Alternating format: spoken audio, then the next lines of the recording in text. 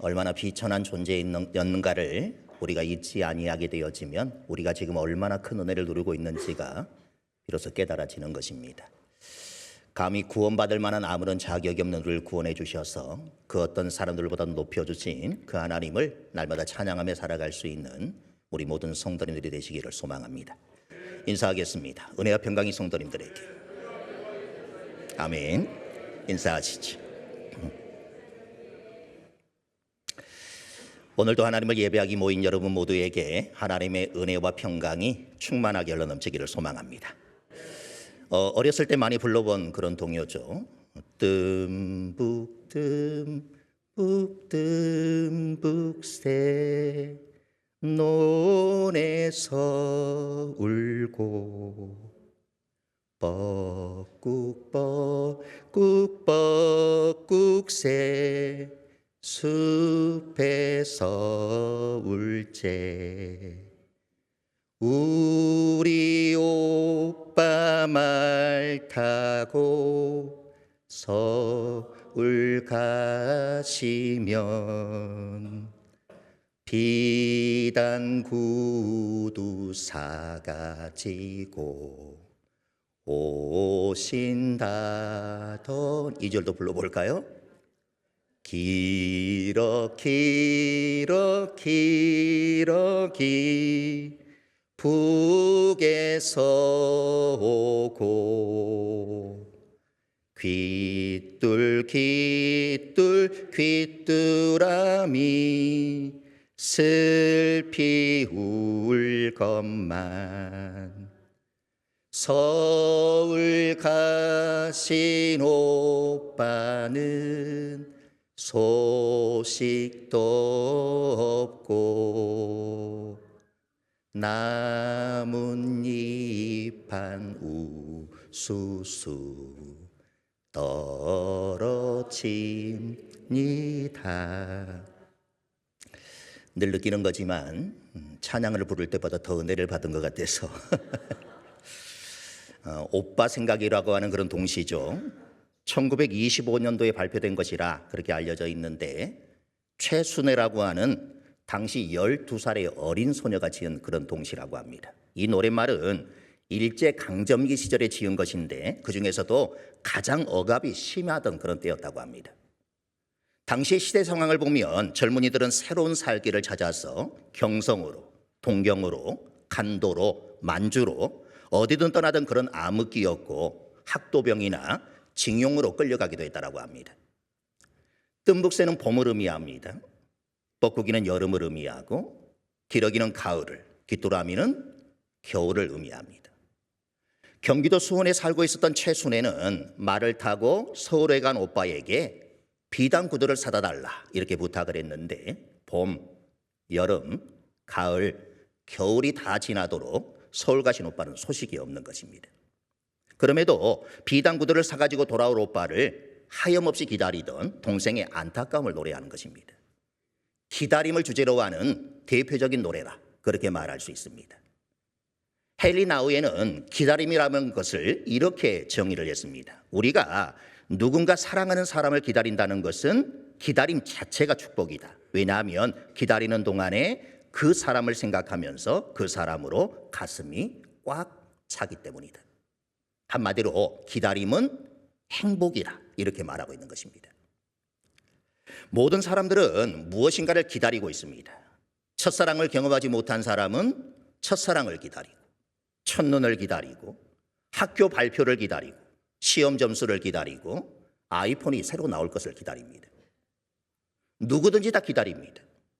무엇을 기다리느냐 그 차이가 있을 뿐 모든 사람은 무엇인가를 기다리며 산다는 것입니다.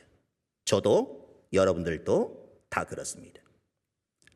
기독교는 기다림의 종교입니다. 오실 메시아에 대한 기다림이 가득 담긴 것이 구약 성경입니다. 데살로니가 전서와 요한계시록은 로마 황제의 박해로 고난당하던 백성들에게 장차 오실 메시아 예수 그리스도를 기다리게 하므로 현실을 잘 극복할 수 있는 소망을 주는 것은 성경의 말씀입니다. 간절한 기다림을 통해 믿음이 더 굳세게 자라가는 것입니다. 성경은 태초에 하나님께서 천지를 창조하심으로 시작합니다.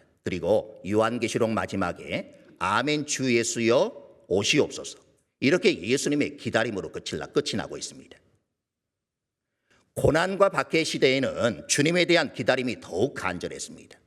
속히 오셔서 우리의 아픔을 해결해 달라는 것이 고난당하는 성도들의 한결같은 그런 소망이었습니다. 우리가 현실에 안주하면 기다림은 없습니다. 교회가 현실과 타협하면 기다림은 필요 없게 되어지는 것입니다. 로마의 기독교 박해 시대에 성도들과 교회는 아주 강했습니다. 수많은 순교의 피를 흘리면서 주님을 기다리고 있었습니다. 그럼에도 결코 흔들리지 않았습니다. 진리의 믿음 위에 굳게 서 있었기 때문에 흔들리지 않았던 것입니다. 300년을 쥐와 동거린 카타콤 속에서 살아가도 주님을 기다리는 그들의 마음은 결코 흔들리지 않았다는 것입니다. 그런데 기독교가 로마의 국교가 되면서, 다시 말해 편하게 예수를 믿게 되면서 오히려 신앙에 문제가 되었던 것입니다. 현실이 편안해지면 기다림도 없어집니다. 교회가 힘을 얻고 고난이 사라지면 기다림도 사라지는 것입니다. 기다림은 핍박과 고난 속에 더 간절하고 힘이 있게 되는 것입니다. 우리는 기다림의 절기인 대림절을 보내고 있습니다. 오늘은 대림절 네 번째 주일입니다. 오늘 본문은 기다림의 대명사를 우리에게 소개합니다. 누구입니까? 시므온입니다. 시므온은 메시아 예수님을 기다리고 또 기다렸습니다. 물론 당시 모든 유대인들도 한결같이 메시아를 학수고대했습니다. 그럼에도 많은 사람들이 메시아신 그 예수님을 만나지 못했습니다. 그럼에도 시므온은 어떻게 만날 수 있었을까요? 도대체 어떤 자세, 어떤 마음으로 기다렸기에 아기 예수님을 품에 안아보는 그런 영광을 누리게 되었을까요? 오늘 보면 25절은 이렇게 말합니다. 함께 읽어보겠습니다. 예루살렘에 시므온이라는 사람이 있으니 이 사람은 의롭고 경건하여 이스라엘의 위로를 기다리는 자라. 성령이 그 위에 계시더라. 시므온에 대해서 의롭다, 경건하다, 이스라엘의 위로를 기다리는 자라, 이렇게 소개를 합니다. 의롭다라는 것은 공정하다, 정의롭다, 이런 뜻으로 바르고 정직하게 살아가는 것을 의미합니다. 정말 시므온은 하나님의 뜻대로 살기에 힘썼고 모든 사람들에게 본을 보이는 그러한 삶을 살았던 것입니다. 경건하다라는 것은 두렵고 떨리는 마음으로 하나님을 섬기는 모습, 하나님 앞에 헌신되어진 모습을 말합니다.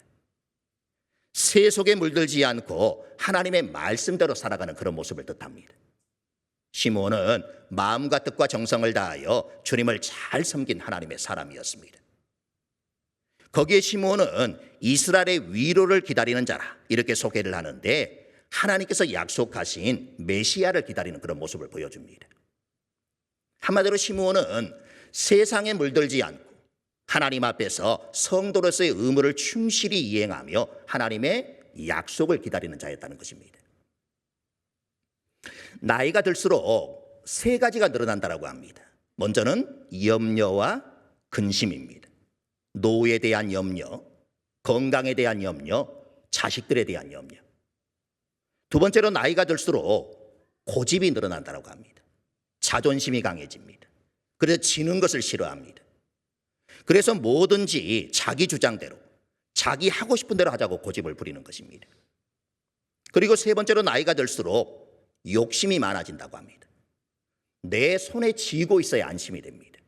그래서 자꾸 내 것으로 만들려고 하는 그런 욕심이 늘어납니다. 여러분 가운데 염려, 고집, 욕심이 늘어나고 있다면 내가 나이가 들어가고 있구나, 이렇게 여기시면 됩니다. 그러나 시므온은 나이가 들수록 의롭고 경건하게 살았습니다.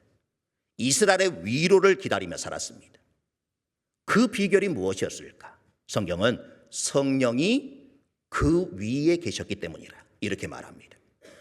쉽게 이야기하면 성령의 인도와 다스림 가운데 살았기 때문이라, 이렇게 말씀하고 있는 것입니다.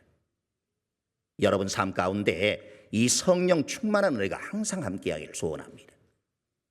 성령과 동행하는 사람은 늘 거룩한 꿈과 소망을 가지고 믿음으로 나아가는 사람입니다. 하나님의 약속을 붙잡고 나아갈 때 하나님께서는 놀라운 역사와 기적과 축복을 이루어 주실 것입니다. 그런 시므온에게 주신 은혜가 무엇인가? 26절 읽어보겠습니다. 그가 주의 그리스도를 보기 전에는 죽지 아니하리라는 성령의 지시를 받았더니, 시므온은 살아생전에 예수님을 너무나도 만나고 싶어 했습니다. 평생 소원이 예수님을 만나는 것이었습니다. 그런데 어느 날 내가 예수 그리스도를 보기 전에는 죽지 않을 것이라, 이런 성령의 음성을 듣습니다. 이 말씀은 하나님께서 보내시기로 약속한 메시아를 내가 반드시 보고 죽게 될 것이라, 이런 약속이었습니다. 하나님께서 약속하신 메시아를 본다는 것은 구약의 선지자들이 그렇게 기다리며 보고 싶어 했던 하나님의 약속입니다. 그 약속대로 오신 예수님을 보게 되는 그런 은혜를 누리게 된 것입니다.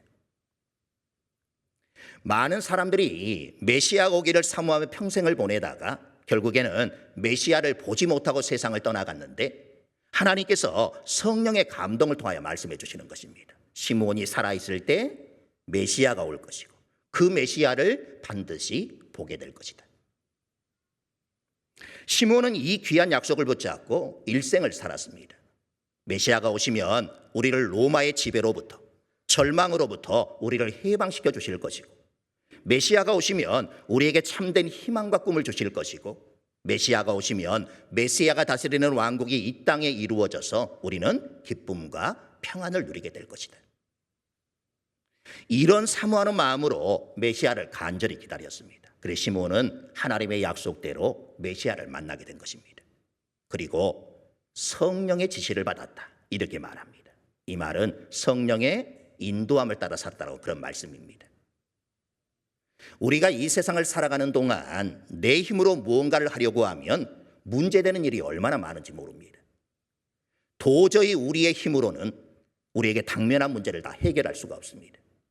가정의 문제, 생활의 문제, 자녀의 문제, 직장의 문제, 사업의 문제, 어떻게 여러분이 다 해결할 수 있겠습니까? 성령님께 맡기면 성령님께서 우리 삶 가운데 주의 뜻을 알게 하여 주시고 우리의 발걸음을 주님의 뜻 가운데로 인도하여 주셔서 능력과 승리와 축복의 삶을 살도록 만들어 주실 것입니다. 무엇보다 성령의 인도함을 받을 때 늘 깨어 있어서 기도하며 말씀을 붙잡고 주님 앞에 더 가까이 나아갈 수 있습니다. 그때 우리에게 성령의 감동하심이 있게 되어지는 것입니다. 27절을 읽어보겠습니다. 성령의 감동으로 성전에 들어가매 마침 부모가 율법의 관례대로 행하고자 하여 그 아기 예수를 데리고 오는지라. 성령의 감동으로 성전에 들어갔다. 성경은 그렇게 말씀합니다. 성령님이 마음에 감동을 주셨습니다. 어떤 감동입니까? 지금 성전으로 들어가라. 그래서 시몬이 성전으로 들어가게 되었고 거기서 메시아 예수님을 맞이할 수 있게 되었던 것입니다. 우리에게도 이런 성령의 감동하심이 있어야 합니다. 성령의 감동을 통하여 우리 마음에 늘 설레는 그런 마음이 있어야 합니다. 예배에 나올 때마다 성령의 감동하심이 있어야 합니다. 찬양을 부를 때마다 성령의 감동하심이 있어야 합니다. 말씀을 들을 때 성령의 감동하심이 있어야 하고 기도할 때도 성령의 감동하심이 있어야 하는 것입니다. 우리가 힘들고 어려울 때는 얼마나 주님을 사모하고 주님을 의지했는지 늘 이런 감동이 있었습니다. 그런데 죄송하게도 우리의 생활이 좀 나아지고 등 따숩고 배가 부르니까 감동과는 좀 거리가 먼 삶을 살고 있는 것 같습니다. 예배 시간마다, 기도할 때마다, 찬양할 때마다, 말씀을 읽고 묵상할 때마다 성령의 감동이 여러분 모두에게 충만하게 임하기를 소망합니다. 약속대로 어린 예수님을 뵙게 되자 시므온은 하나님께 찬양을 올려드립니다. 28절에서 32절까지 읽어보겠습니다. 시므온이 아기를 안고 하나님을 찬송하여 이르되 주제여 이제는 말씀하신 대로 종을 평안히 놓아주시는도다. 내 눈이 주의 구원을 보았사오니 이는 만민 앞에 예비하신 것이요 이방을 비추는 빛이요 주의 백성 이스라엘의 영광이니이다 하리.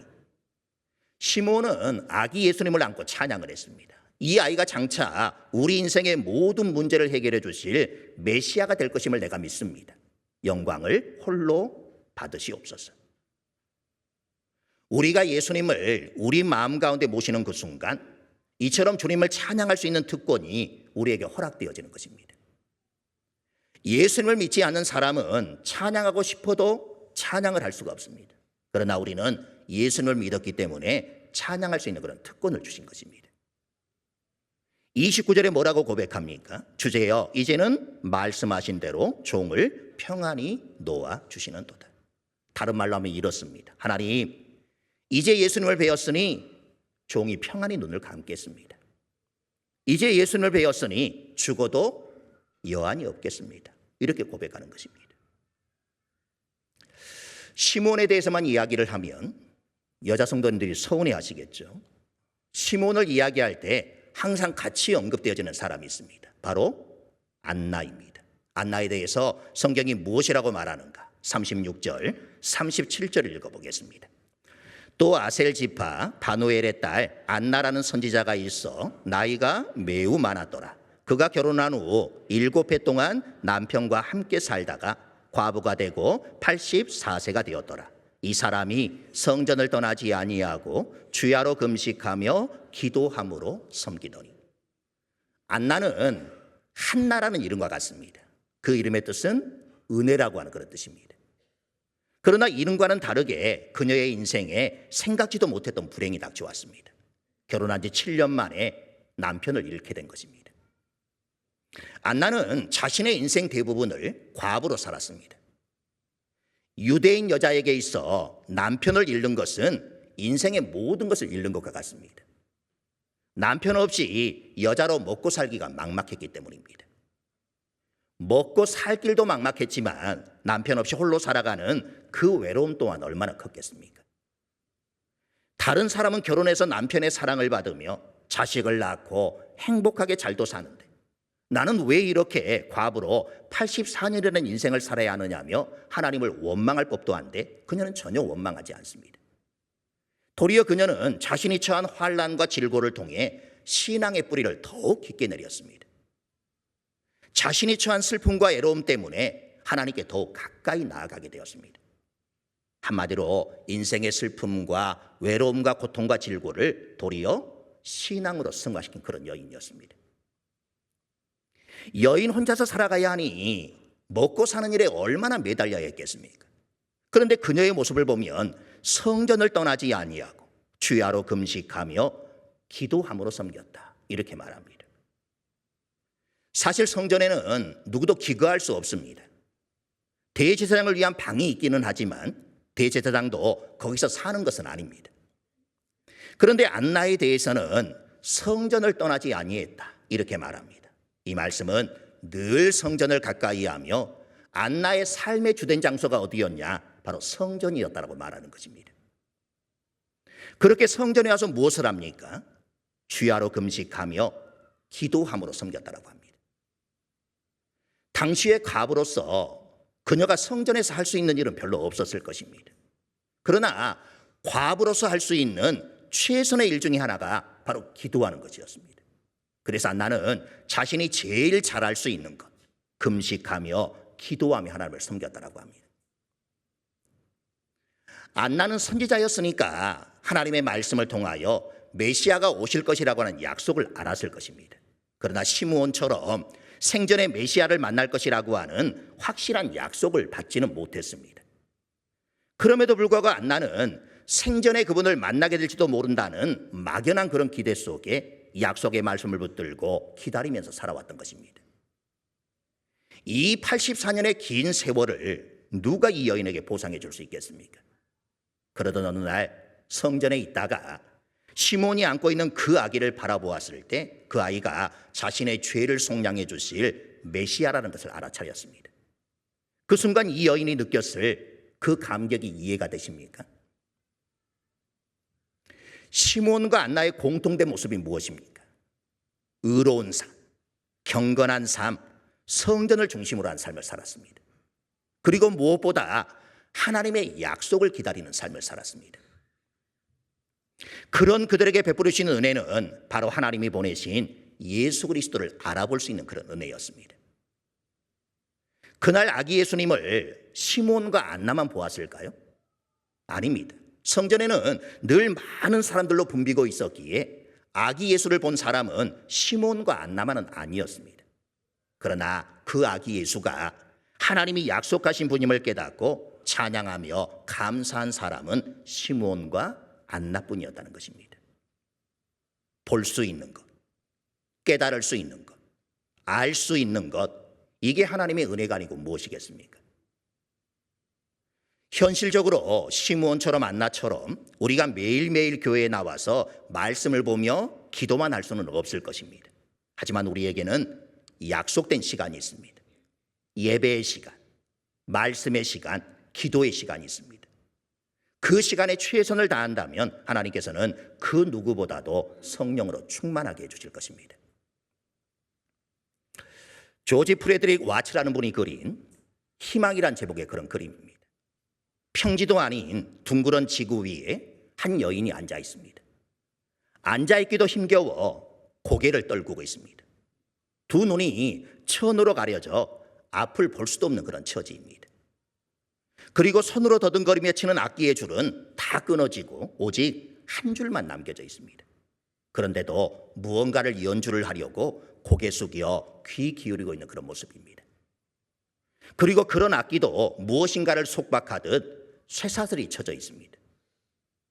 그 초라한 악기에 몸을 겨우 의지해 앉아 있습니다.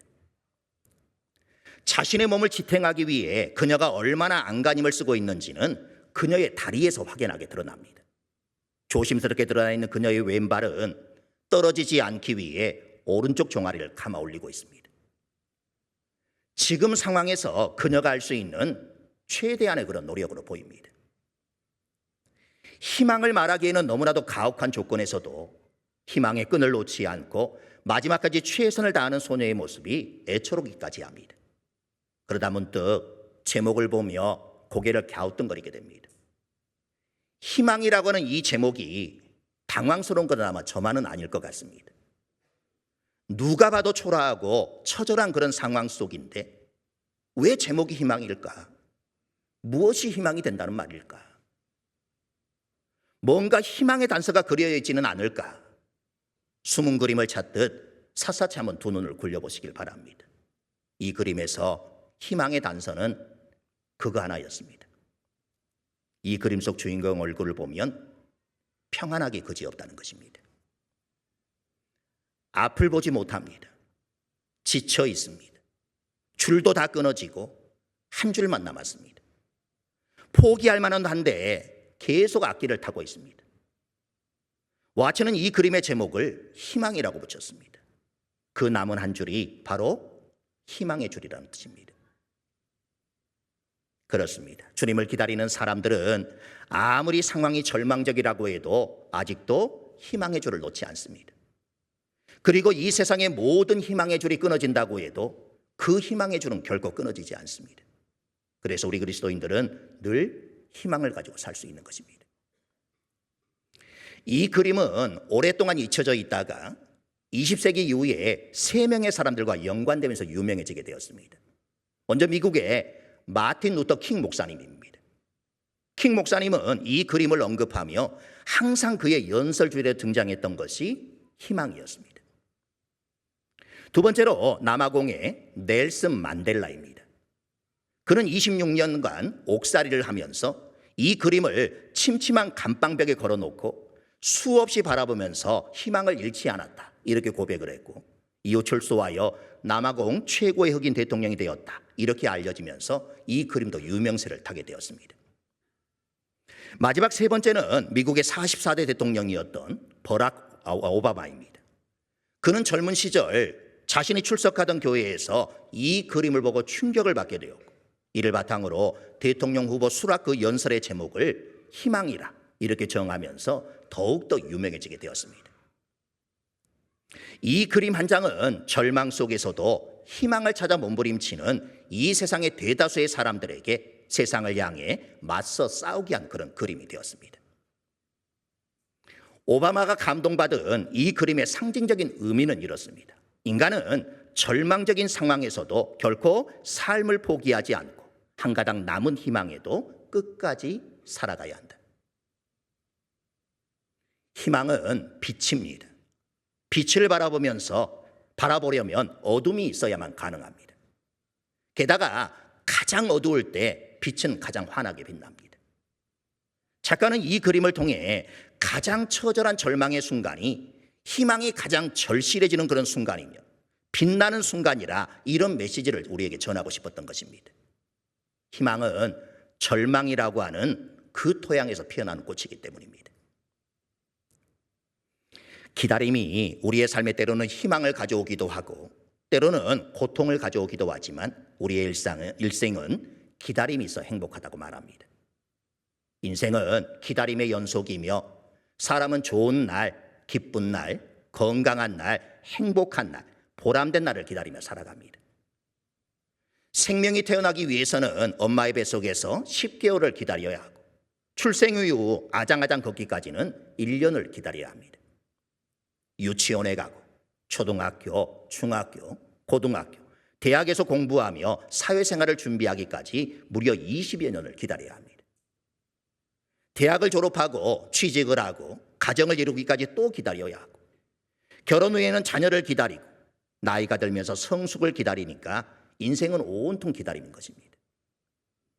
내일을 기다리고 만남을 기다리고 죽음을 기다리고 천국을 기다리며 기다림 속에서 희망을 키워가기도 하고 고통을 참고 인내하면서 살아갑니다.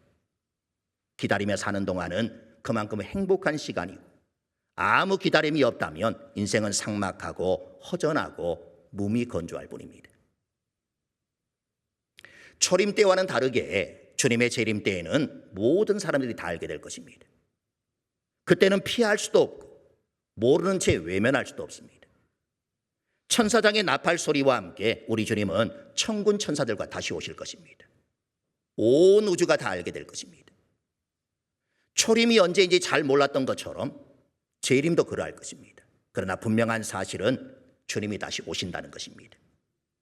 주님은 성탄절을 맞으면서 초림처럼 재림도 반드시 있을 것이기에 그 재림을 우리로 기다리라 말씀하시는 것입니다. 사랑하는 성도 여러분, 소망 중에 기다리던 사람이 아기로 오신 구세주를 만나 뵙고 경배하며 품에 안고 찬양을 하나님께 드린 것처럼 주님을 기다리는 사람은 분명 심판의 왕으로 오시는 그 주님을 뵙게 될 것입니다. 우리의 초점을 구주 예수님께 고정하고 소망을 가지고 기다리며 살아야 주님이 다시 오시는 날 우리는 찬양하며 그 주님을 맞이하게 되어질 것입니다. 폴 트립의 이야기를 함께 읽고 오늘의 설교를 마무리하겠습니다. 함께 읽겠습니다. 하나님을 기다린다는 것은 하는 일 없이 앉아서 무언가를 기대한다는 뜻이 아니다.